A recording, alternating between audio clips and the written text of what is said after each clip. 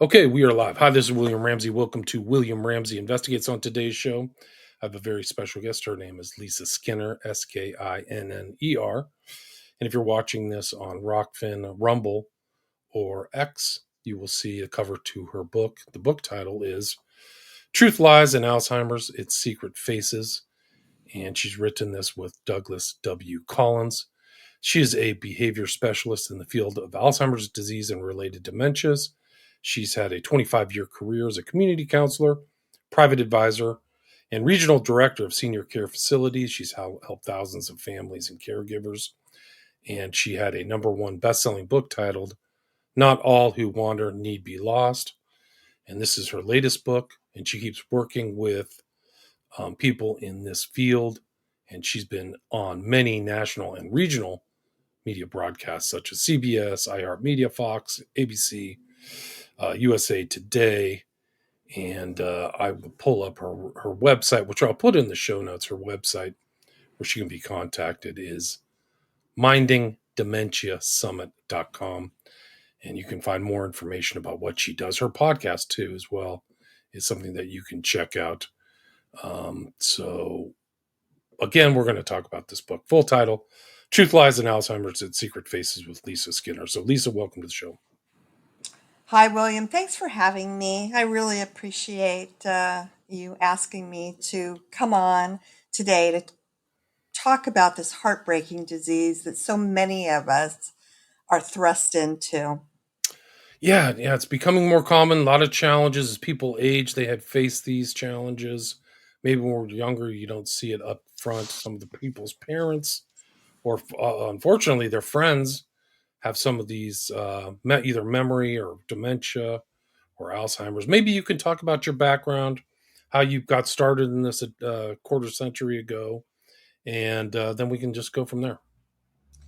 My first experience actually dates back 50 years. Oh, wow. Yeah, with my personal experience, my first personal experience was with my grandmother. This was my introduction to Alzheimer's disease as a teenager. And it was um, significant in my life. It's played a very significant role in the path I've chosen. And do you want me to tell you what happened real quick? I do. Tell the whole Okay, story. it's, Take your it's a time. really interesting story. Okay. So my grandmother lived, I want to say, a mile from my family home. And I had a very close relationship with her. I saw her all the time. I grew up with her. And quite frankly, I adored her. She was a very special, special lady and a great cook. I just looked forward to any meals that she invited us over to. So I had just got my driver's license and I was just so excited to show off to my grandma that I could drive over to her house all by myself now. So I went over there. She answered the door. We went into the living room as usual for a quick catch up. And no sooner did we sit down and she started telling me about these birds that were living in her mattress and that they would come out at night and peck at her face. And my jaw kind of opened up like, am I really hearing what I think I'm hearing? But then she started telling me about all these rats that were running around her house and invading her. And she pointed to the floor. She said, do you see them? Do you see them? They're running all over. And then finally she said, and then there are these men that keep breaking into my home. They're stealing my jewelry. They're eating my food. They're just taking over. And I just know that they will eventually do away with me and just take over my life. And I don't know what to do about it. I'm so scared all the time. I can't sleep at night because these birds are pecking at my face. And by this time my jaw is down to the floor. And it's the most far-fetched stories I have ever heard in my life, but I grew up in the generation where you do not contradict your elders. You always show the utmost respect. So I really didn't know how to respond to these stories I'm listening to coming. I mean, I didn't even know that there was anything wrong with my grandmother because my mother never told me. She never said a thing. Right. So what I did out of respect for my grandmother, not that I understood anything about brain diseases or neurodegenerative conditions, but completely out of respect for my grandmother, I empathized with her and I said, "Oh, Grandma, this must be terrible for you." I said, "I want to help you. I want to see if we can maybe get rid of the rats or get rid of the birds or, just do whatever we need to do to help you feel safe again and you can start sleeping again." I said, "Let's start by going into your bedroom. And I want you to show me where these birds are getting in and out of your mattress. So maybe we can call somebody that can take it away or do something about it." So we went into her bedroom. I threw the covers off her bed. I'm looking everywhere for signs of birds, holes, whatever. I couldn't find anything. And I said to her, "Grandma, help me here. I'm not seeing anywhere where they're actually getting in and out of your mattress. Can you show me a hole or where you think that how they're accessing your mattress?" And of course, she just kind of stared at her mattress and then she turns to me and looks me straight in the face and she says, "Oh, Lisa, they're there. They're just very, very clever." And of course, later on, when I chose this as my profession, I learned that people living with dementia, one of the brain diseases that causes dementia, they become very masterful at explaining their stories to you. And that's exactly what she did. It was brilliant. And I stayed a little while longer and then I went home and I kind of chewed my mother out and I said, "Why didn't you tell me that there was something wrong with Grandma?" I said, "This is how I had to find out." And I didn't know what to say. I didn't know what to do. And she said, "Yes, your grandmother has been diagnosed with senile dementia, which is synonymous today with Alzheimer's disease. And Lisa, we're not going to talk about this anymore." And that was the mindset back then 50 years ago. Wow. People did not want to talk about Alzheimer's disease or senile dementia or whatever you want to call it. It was taboo. It carried back then stigmas that have followed us through today. But people kept it a secret in their families because they didn't want anybody to know that a crazy person was part of their family, which, of course, now we know this is not mental illness. This is actual brain disease that's damaging our brains. And these are the behaviors we're seeing as a result. So, as a teenager, my first experience was to witness my grandmother having a false belief or a delusion. Those were the birds in the mattress. She was having hallucinations with the rat. She was actually thought she was seeing rats running all over her floor. And then paranoia and suspiciousness, which is another very common behavior or response we see to the damage being done to the brain. And that was believing there were men trying to do away with her and they were stealing her things. And these are all actually very common things we see in people who are about entering their mid stage of Alzheimer's disease or a related dementia. And when I say dementia, what I'm referring to is there are about 200 brain diseases that, as of today, have been identified to attack different parts of our brain. And then the result of that changing brain or the damage being done results in these behaviors, like I just described, that I witnessed with my grandmother. And we put those all into a classification or a bucket that we refer to as dementia. Gotcha. So dementia is not a specific disease. It's a broad term, it's an umbrella term that we use to refer to the symptoms, the signs, and the behaviors that result from the damage being caused by the brain disease. Right.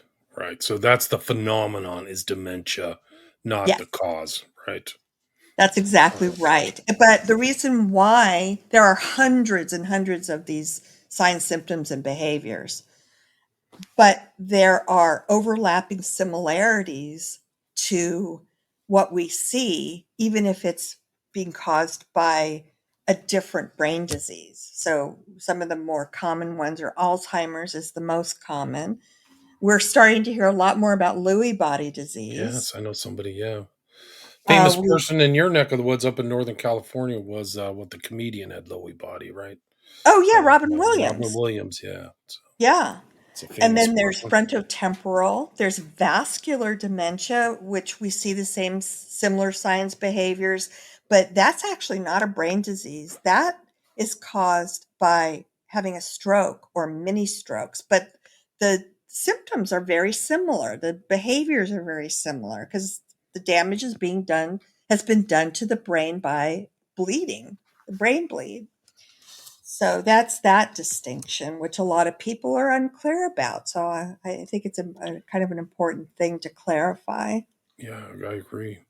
And And then after my grandmother, I have since had 7 more family members follow in her footsteps. So to answer your first question that you asked me, this had a huge influence on me choosing to help other families that are going through this because one of the things that I came to find out was a lot of people don't relate Alzheimer's disease with anything more than memory loss and confusion.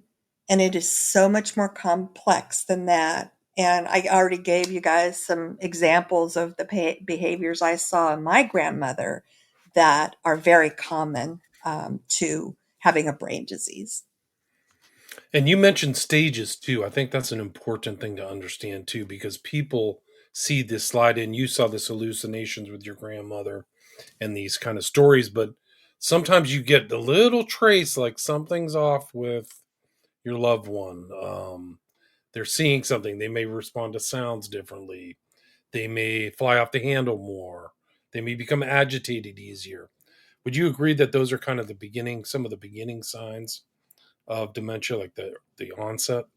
They can be, but I'm glad you brought this up because this is a really important thing to raise awareness to. I've had so many people over the 30 years that I've been doing this professionally confide in me that they're worried that they might be developing Alzheimer's disease because they've misplaced their keys or there's once in a while they forget a person's name. It just flies out of their head.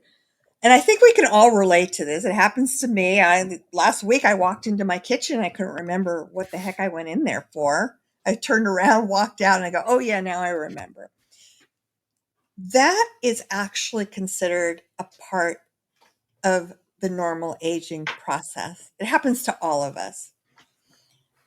When it really becomes something more concerning and, possibly time to get a professional medical assessment is when things like that start to occur more frequently and more severely, or some of the things that you mentioned, William, those start to occur. But most people are not even diagnosed with Alzheimer's disease till they're already well into their mid stage, because that is when these signs, symptoms, and behaviors become so blatantly obvious to family members and other people that we realize, maybe there was something starting, but we really didn't, we dismissed it or we didn't pick up on it because it was so subtle. And that's what makes living with these diseases even more difficult because it prevents us from doing earlier interventions than we might do if we were able to catch it earlier on. Right, right. I mean, so and there are interventions. Can you talk about some of those interventions? Yes, there have actually been a myriad of studies done over the last 30, 40 years that actually have identified risk factors that can minimize an individual's risk of developing Alzheimer's disease. And there are four of them that we call non modifiable. And then the rest of them, which is a huge list, those we call modifiable because you can make lifestyle changes, you can control them, you can treat them. So, as far as the four non modifiable ones, if any of these four that I'm going to reveal apply to any individual, those all are already stacked against you, if that makes sense. So, the number one risk factor for developing Alzheimer's disease is our age. And we can't change that. We're all aging. And Right. Alzheimer's disease, the common type, typically starts to show up at the age of 65, with the exception of early onset Alzheimer's, which is a rarer type of Alzheimer's that will show up before the age of 65. But it's a rarer type. Okay, so age is number one. Gender is number two, or gender is one of them. So if you're a female, studies have shown, we know that more females, more women develop Alzheimer's disease than men. So if you're a 65-year-old woman, then you're at a little higher risk than a 55-year-old male, let's say. What's the percentage wise? Is it 60-40 women to men? That sounds about right. Gotcha. And the reason why, there's a couple theories. Number one, women live longer than men. And the second theory is when women are going through the change of life stage and producing, or before change of life, we produce hormones that men don't even have. And there's a theory that there's a correlation between the estrogen that we have that they don't have could be a contributing factor to a higher risk of developing Alzheimer's disease. Gotcha. I don't think that that is based on um, defensible scientific fact, but they're thinking it has something to do with it. And then Gotcha. genetics plays a role. So there is a Alzheimer's gene that can be passed down by either our mothers, our fathers, or by both parents. It's called the APOE4 gene. And any child of somebody whose parent carries that gene, it can be passed down to that child. If they carry one allele of this APOE4 gene, then it came from one parent. If they have both of them, if they have two APOE4 genes, then it was passed down from the mom and the dad. And that increases your risk even more of developing Alzheimer's disease later in life. Now, I just want to reassure everybody, if you found out that you carry both genes, does that mean you're going to develop Alzheimer's disease? And I want to tell you, no, it does not. It means that you're at an increased risk. So hopefully you can sleep tonight, because it does not mean it could skip you. Maybe you didn't inherit that gene.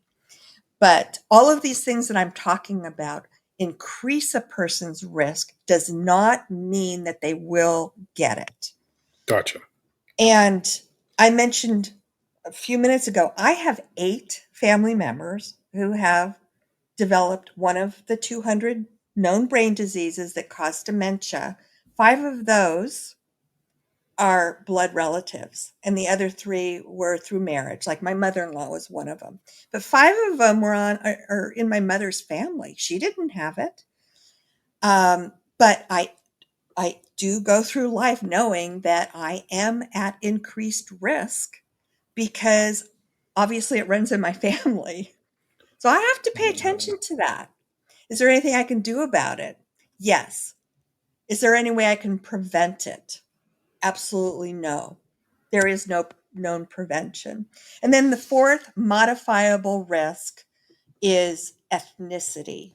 And we do know now that certain ethnic backgrounds have a tendency to be at a higher risk of developing Alzheimer's disease than others. And we can't change our ethnicity. So I'm just going to, for sake of time, I'm just going to go through the four non modifiable because those are the ones that any of those four that I'm talking about apply to any individual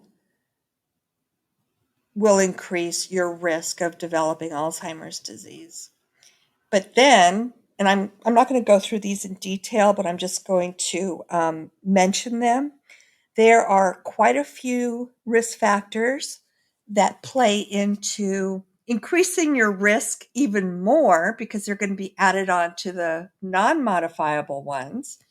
And the number one modifiable risk factor is cardiovascular disease. So, anybody Mm. out there living with heart disease, high blood pressure, um, it does increase their risk, but we refer to it as a modifiable risk factor because it can be treated. Your doctor could, treat that condition, that medical condition.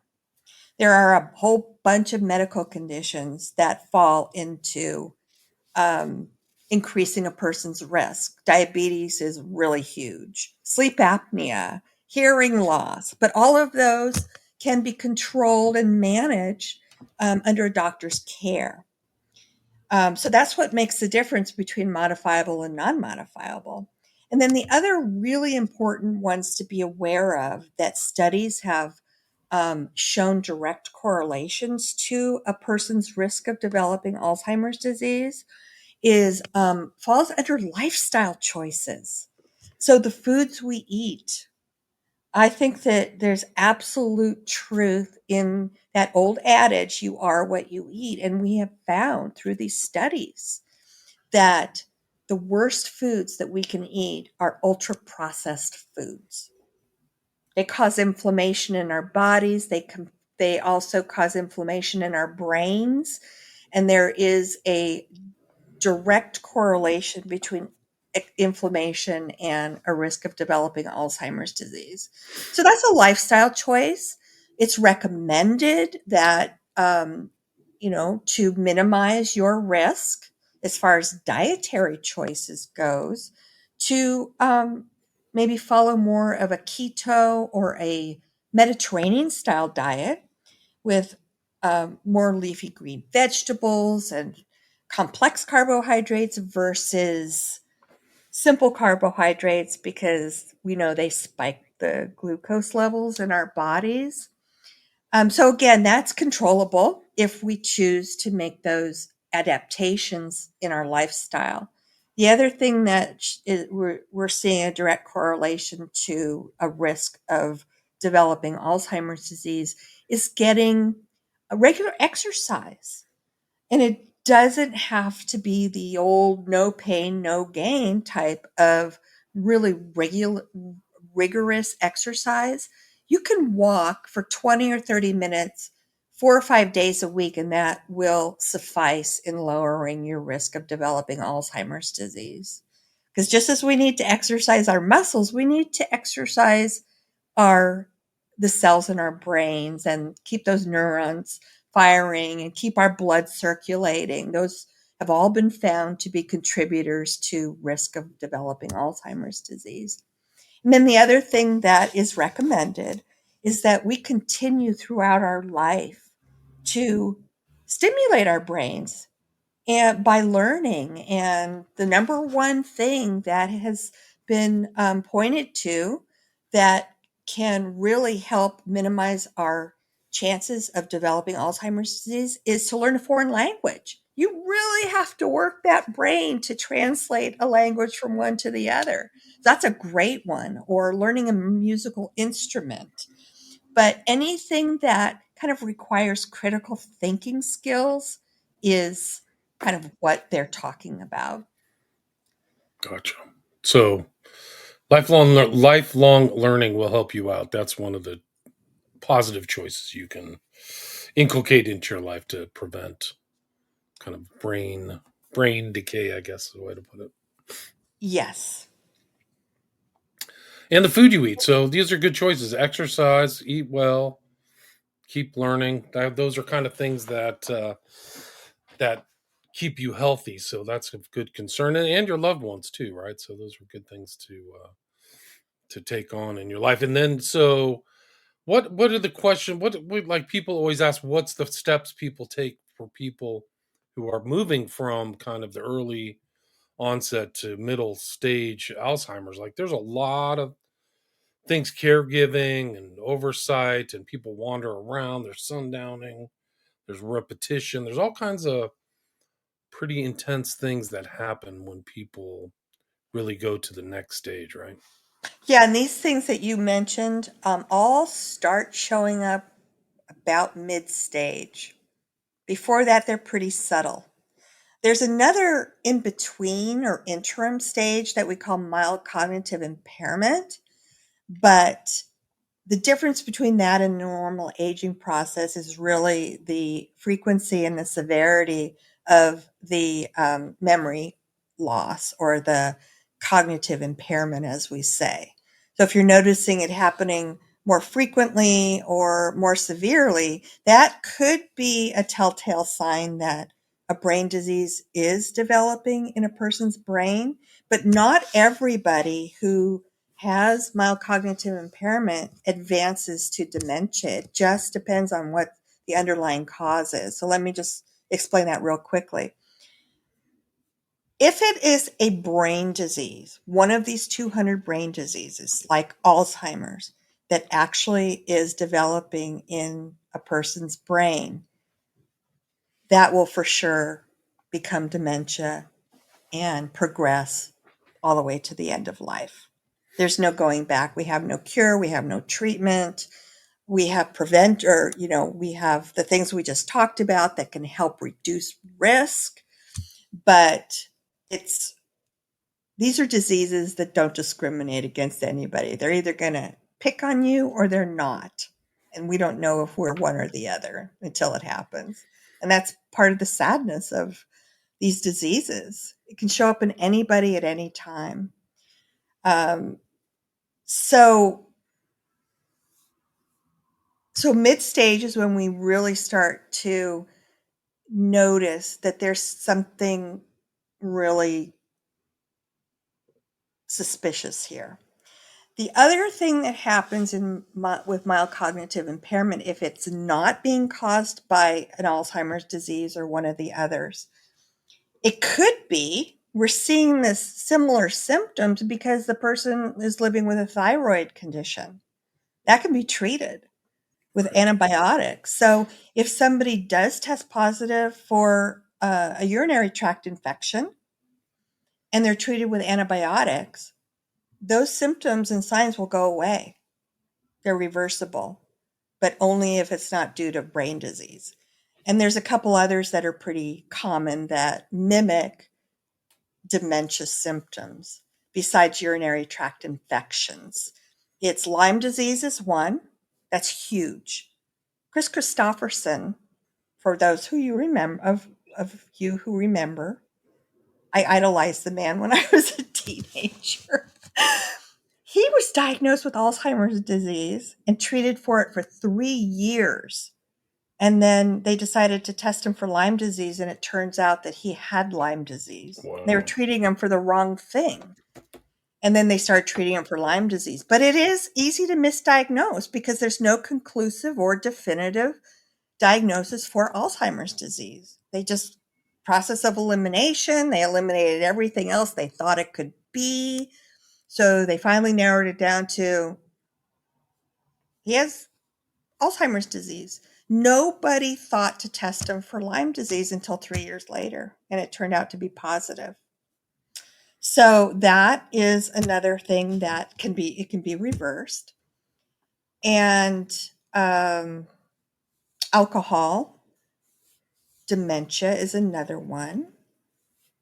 So my point here is Depending on what the root cause of the symptoms that we're seeing are, there are a few conditions that it will not progress into dementia, can be treated and either stopped in its tracks and you won't get any worse, or actually reverse the symptoms once you get rid of the underlying cause. Thyroids, Lyme disease, the ones that I mentioned. Right.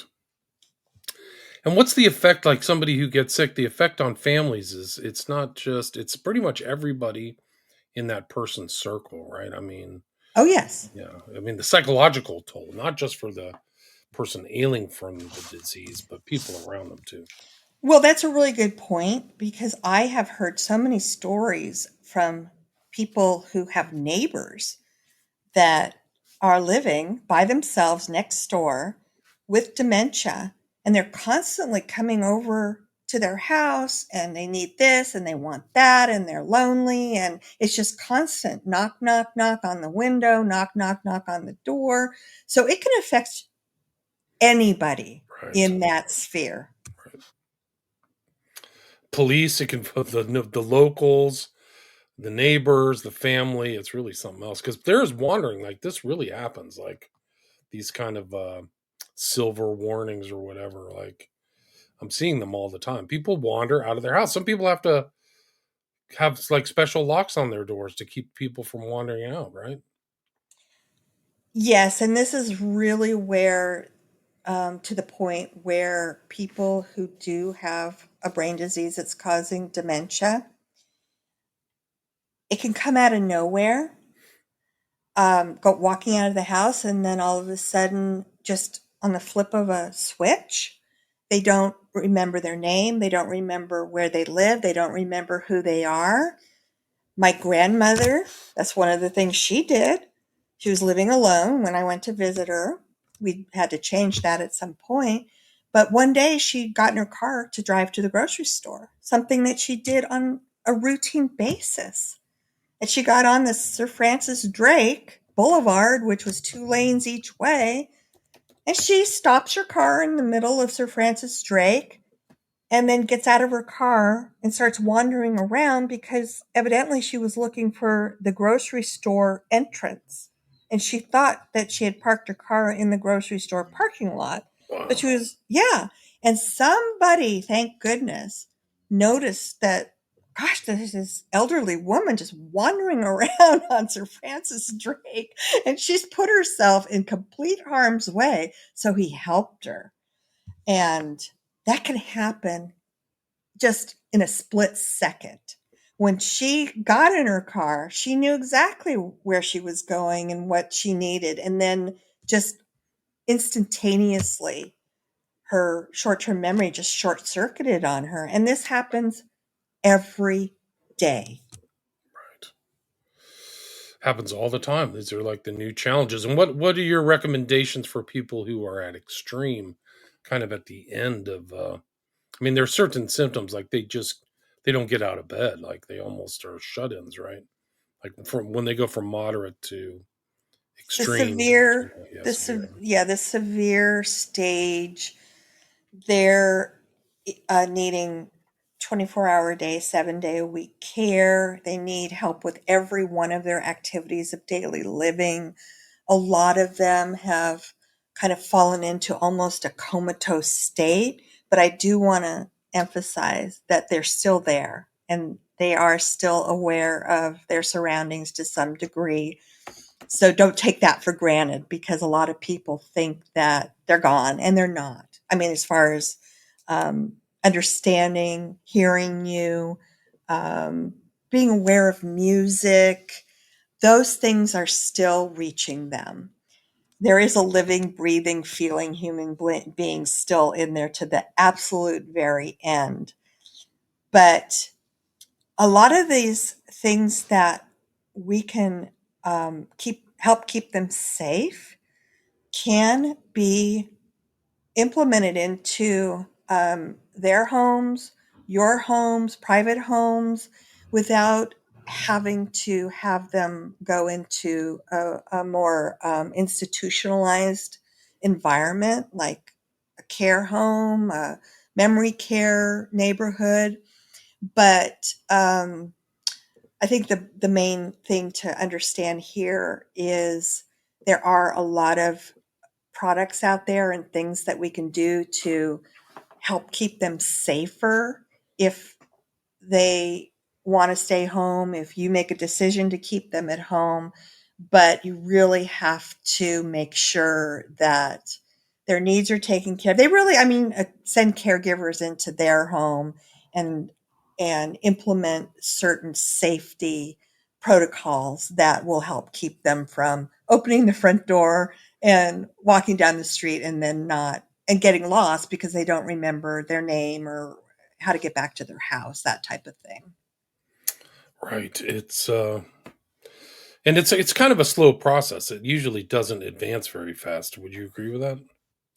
Well, I do agree with that because that's what um, science has shown us to date, um, that Alzheimer's disease and some of these other brain diseases can literally be developing inside our brains for 10 or 20 years before we even start to see the most subtle um, signs. Hmm. A long, long time. Some of them it's develops quicker than that, but when we start seeing symptoms, it's realistic to believe that they could have been developing it for decades before we actually start seeing the symptoms. So it is slow developing in some people and faster in other people. Are there any modern tests or anything that can show that kind of early development taking place for people, MRIs or some kind of cognitive test or whatever? We don't have anything conclusive or definitive to actually pinpoint that diagnosis, but there are a lot of tools out there, like an MRI, that can show atrophying in the brain. In other words, the brain shrinking. That is a sign of brain disease developing. The brain actually starts shrinking. So if you look at of a photo of a healthy brain and one of a brain that has Alzheimer's disease, the size of the brain, the difference is just shocking. Hmm. That can be seen. There's a PET scan that can show um, things like that. There's a new blood test that has just been approved recently, like in the last couple of months, that can now show if there's evidence or signs of something developing, but again, not conclusive or definitive.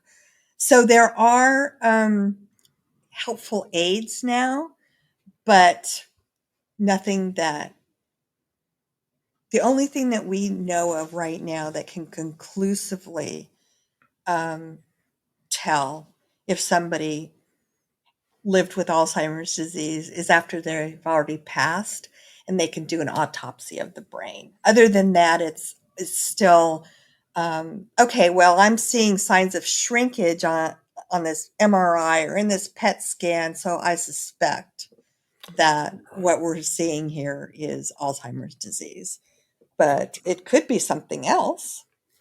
Right, that's the most important is get a proper diagnosis, right? Just like Christopherson's situation is make sure you're properly diagnosed because you may have some other disease too. I mean, Yeah, I who think that knows? they're probably going to have to start routinely testing people for Lyme disease now because it does mimic the many of the symptoms and the signs and the behaviors that we see with other diseases that cause dementia symptomology.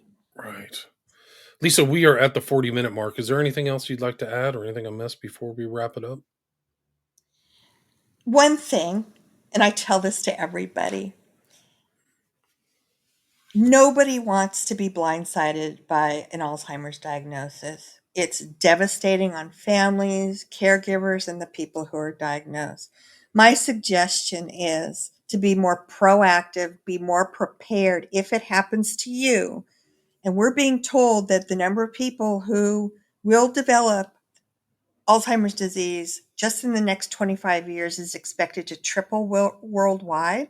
So the chances of it touching your family are high, or they're there. Be prepared.